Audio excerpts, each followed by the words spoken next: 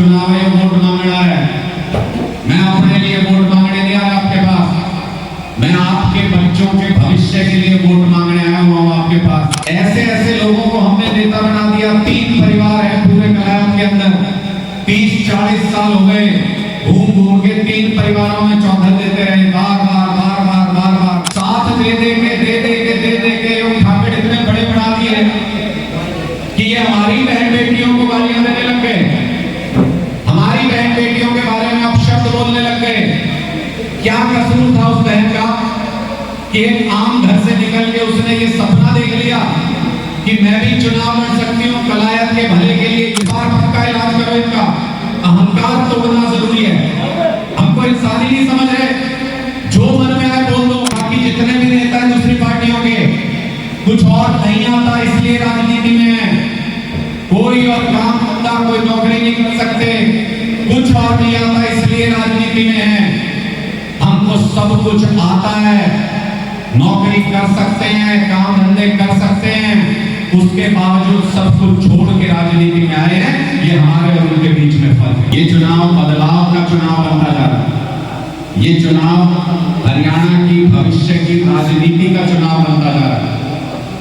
आप लोग हर चुनाव में वोट देते हो, किसी न किसी नेता या किसी न किसी पार्टी को चुनते हो, लेकिन उसके बावजूद भी आप अपने गांव में हालत देख लेना, आसपास में हालत देख लेना। मैं कई बार कहता हूं, मैं भाई टांडे थोड़ी लाग रहे हमारे में कि यहाँ पे फैक्ट्री नहीं लग सकती इस एरिया में, यहाँ पे कोई कंपनी नहीं आ सकती, यहाँ काम धंधे नहीं हो सकते, हमारे युवाओं को रोजगार नहीं मिल सकता। कोई फैक्ट्री लगेगी तो दूसरी जगह पे, कोई कंपनी कोई नौकरी लगेगी तो दूसरी जगह पे, और राज हम बनाते हैं हर बार। जिसको हम बनाते हैं उसी का राज बनता है हर बार, लेकिन हमारे काम नहीं होते। उसका एक कारण ये है कि हम अपने प्रतिनिधि को चुनने में गलती करते हैं। ये मेरा चुनाव नहीं है। हर बार हम लोग ये सोचते हैं ये इसका चुनाव है, ये वोट मांगना है। मैं अपने लिए वोट मांगने नहीं आया आपके पास, मैं आपके बच्चों के भविष्य के लिए वोट मांगने आया हूं आपके पास, आपके युवाओं के भविष्य के लिए वोट मांगने आया हूं। और ये आपने चुनना है, ये नहीं कि मेरे में से किसी और उम्मीदवार में से चुनना है।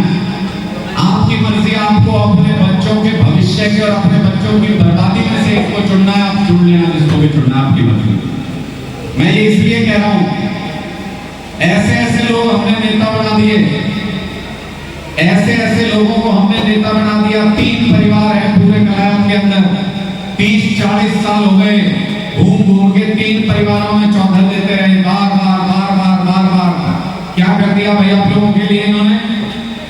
क्या कर दिया आप लोगों का? क्या भला कर दिया? कौन सा कोई स्कूल बना दिया होगा हमने अच्छा, जिसमें टीचर भी हो, जिसमें बेंच भी हो, जिसमें बच्चे पढ़ भी सकते हो, जिसमें अच्छे इंतजाम भी कर रखे हो, बढ़िया ग्राउंड बना रखा हो? तो बता दो कोई अस्पताल ऐसा आपके आसपास में जहां इलाज के लिए आप जाओ और क्या कर देते हैं आपके उसमें पर्चे पे लिखते हैं पीजीआई रोहतक, पीजीआई चंडीगढ़। क्यों भाई? यहाँ इलाज नहीं हो सकता अच्छा, यहाँ अस्पताल अच्छे नहीं बनाए जा सकते। इसका मतलब हम 3 परिवारों के बीच में चक्कर काटते रहे, हमारे बच्चों के लिए कोई सुविधा नहीं मिली। बिजली, पानी, स्कूल, अस्पताल, रोजगार, किसी ने बात ही नहीं की इनके बारे में। मैं इन मुद्दों के ऊपर चुनाव लड़ने के लिए आया हूं। पहली बार आपके बीच में कोई पार्टी ये कह रही है कि अगर हमें जिताओगे तो 24 घंटे और मुफ्त बिजली दे सकते हैं आप लोगों को। पहली बार ये बात करने जा रही है।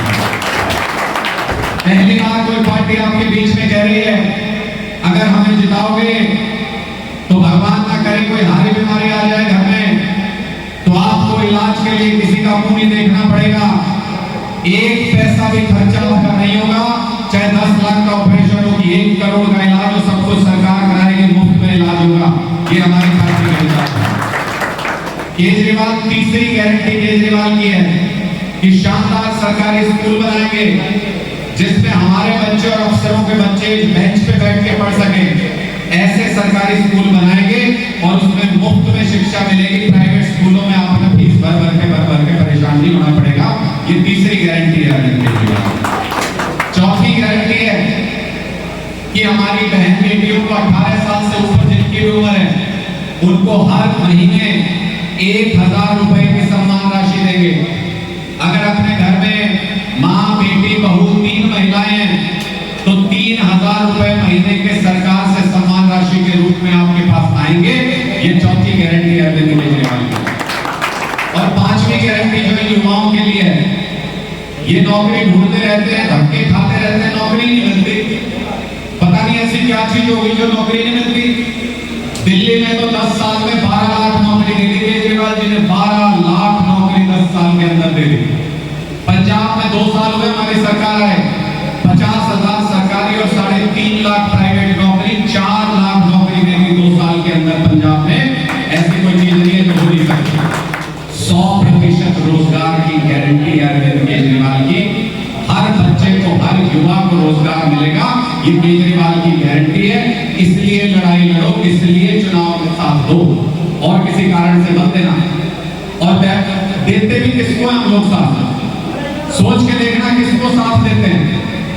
साथ दे दे के उठाकर इतने बड़े बना दिए कि ये हमारी बहन बेटियों को गालियां देने लग गए, हमारी बहन बेटियों के बारे में अपशब्द बोलने लग गए। क्या कसूर था उस बहन का कि एक आम घर से निकल के उसने ये सपना देख लिया कि मैं भी चुनाव लड़ सकती हूँ, कलायत के भले के लिए योजना बना सकती हूँ, युवाओं के मुद्दों पे संघर्ष कर सकती हूँ, युवाओं की आवाज उठा सकती हूँ। अगर उसने ये बात कह दी तो गुनाह कर दिया उसने, तो हमारी बहन बेटियों को गाली देना शुरू कर देंगे। अरे जो बहन बेटियों के मान सम्मान के लिए खड़ा नहीं हो सकता, वो आज जिंदगी भर गर्दन झुका के जिएगा। इसलिए अपनी बहन बेटियों के मान सम्मान के लिए इस बार का इलाज करो। इनका अहंकार तो बनना जरूरी है। हमको इंसान ही नहीं समझ रहे, जो मन में आए बोल दो, हमको इंसान नहीं समझ रहे। हक है हर किसी का आम परिवारों से निकल के भी कोई भी बच्चा राजनीति में आपका वोट मांगने के लिए आ सकता है, उसका हक है। और इस हक में छाती ठोक के साथ खड़े हैं, चाहे लाठी खानी पड़े चाहे गोली खानी पड़े, इस हक के लिए लड़ेंगे और पहले भी लड़े इस बात के लिए। पूरे हिंदुस्तान में आम आदमी पार्टी इस बात की वकालत करती है। कोई भी किसी परिवार से निकल के आओ, चुनाव लड़ो, जीतो और राजनीति बदल के दिखाओ। हमने दिल्ली में राजनीति बदल दी, हमने पंजाब में राजनीति बदल दी, अब हरियाणा में भी देर सवेर इस राजनीति को बदलने वाले हैं। आपका साथ मांगने आए हो इस बदलाव में। और पहली बार आपके बीच में आया हूं, पहली बार आपसे वोट मांगने आया हूं। किसी नेता ने आपको आज तक ये अधिकार नहीं दिया होगा, किसी नेता ने आपसे ये विनती नहीं की होगी हाथ जोड़ के। पहली बार वोट मांगने आया हूं। अगले 5 साल में अगर 24 घंटे आपकी सेवा में हाजिर नहीं रहा तो जूते मार के गांव से बाहर निकाल देना अगले चुनाव में अगर आपके बीच में। इतनी छूट आपकी तरफ से इसलिए दे रहा हूं क्योंकि विश्वास है खुद पे, क्योंकि सब कुछ छोड़ के आए हैं। ये बाकी जितने भी नेता हैं दूसरी पार्टियों के, कुछ और नहीं आता इसलिए राजनीति में है। कोई और काम धंधा, कोई नौकरी नहीं कर सकते, कुछ और नहीं आता इसलिए राजनीति में है।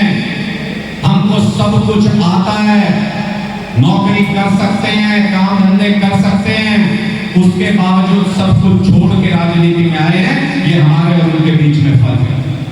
तो आप भी ऐसे लोगों को विधानसभा चुन के भेजिए।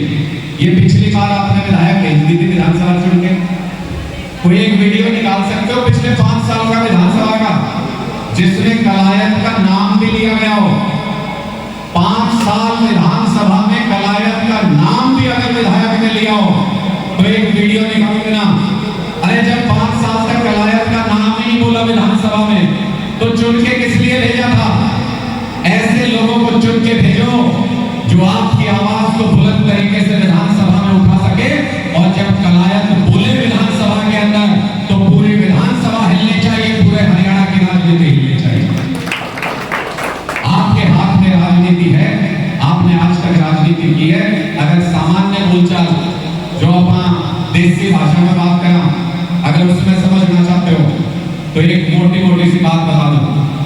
घर की सफाई जब अपन करें, सुबह सुबह अगर अपन घर की सफाई करने लगे तो सबसे पहले कल तजुर्बा करके देख लेना। क्या तजुर्बा करोगे कि जब एक कोने पे हाथ फेरना शुरू हो जाना, फर्श हो जाए, एक कोने से लग जाना, वहां से हाथ फेरने लग जाना, सफाई हो जाएगी, हाथ से साफ हो जाएगा। दूसरा तजुर्बा कर लियो, 5-10 रुपए तो फूकेंगे कि मैंने पहले अभी बहुत घाटा खा लिया था, 5-10 रुपये में कमल का फूल ले आइए और उस कमल के फूल ने फर्श पे फेरना शुरू हो जाएगी। कमल के फूल से सफाई हो जाएगी। किस चीज से सफाई होती है? किस चीज से? झाड़ू से ही घर की सफाई होती है और झाड़ू से ही हरियाणा का भ्रष्टाचार साफ हो सकता है, और कोई रास्ता नहीं। घर की सफाई किस चीज से होती है? गली की सफाई किस चीज से होती है? और अगर शहर की सफाई करनी हो किस चीज से होगी? अपने गांव की सफाई करनी हो किस चीज से होगी? और ये दांडियाड़े बाबा जो उल्टी सीधी बात करने लग जाए, दिमाग खराब हो जाए, तो इनका इलाज किस चीज से होगा? बस सफाई सीधी पकड़ को है और दांडियाड़े का इलाज उल्टी पकड़। सारे रास्ते झाड़ू से निकलते हैं।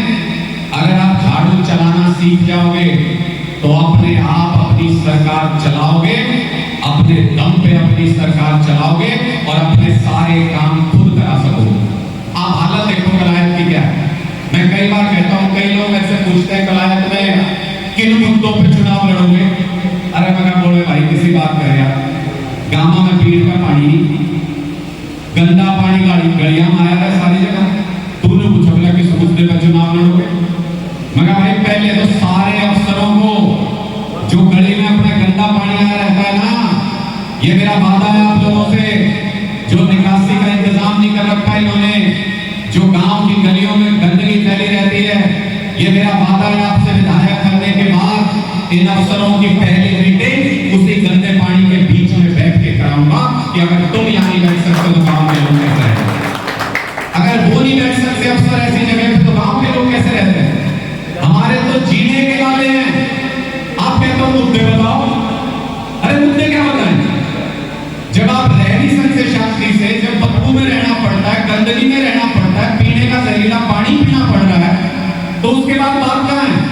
आप अपने बच्चों को पालते पोसते रहो, खिलाते पिलाते रहो, फिर जब 20-25 साल के होंगे पता चलेगा कैंसर हो गया, कोई बड़ी बीमारी हो गई, इस दिन के लिए बात पोस के बड़े कर रहे हैं। किसी भी पार्टी के किसी नेता ने आज तक कलायत में कुछ काम नहीं किया, सिर्फ आपके वोट से गद्दारी की है। ये बात याद रख लेना, अपने दिमाग में सोचते हैं।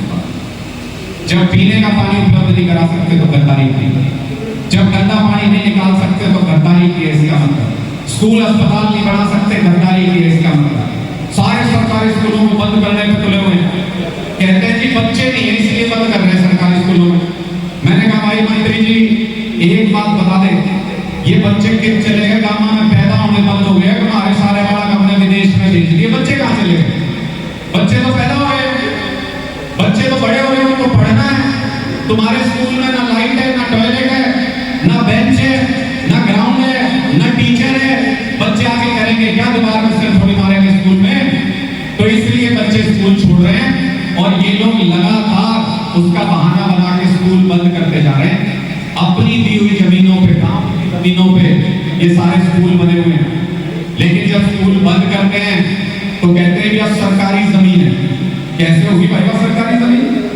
गांव की जमीन स्कूल मारा बंद कर दिया, जमीन भी सरकारी होगी, एक कल उसमें किसी कंपनी में बेच देंगे, मतलब सारा घाटा हमारा और सारा फायदा सरकार का। ये कैसा सौदा है?